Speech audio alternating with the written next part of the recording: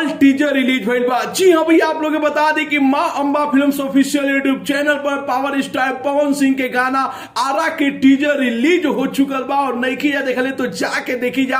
आज तक आप लोग भोजपुरी में ऐसा टीजर ना देखले हो कम जा। जी हाँ, आप लोग बता दें कि बॉलीवुड गाना भी फेल बारे ए टीजर के सामने का है कि भैया पवन सिंह जो कि दो को रेंज रोवर और बाइक से एंट्री कर रहा पड़े और पीछे जो कि चार को विदेशी मॉडल वालों पहला बार कोनो भोजपुरी के आइटम सॉन्ग में या देखल जाओ तो ए टाइप के सॉन्ग में आप लोग के विदेशी लड़की दिखाई दिया से एक अलावा पावर स्टार पवन सिंह के एंट्री हो गए, लुक हो गए, चाहे गोली चलावे के तरीका हो के महंगा बजट के गाना बा भैया। हमारा ला ऐसा तो भोजपुरी में गने ना देखले रही हम कभी, इतना जबरदस्त गाना बा।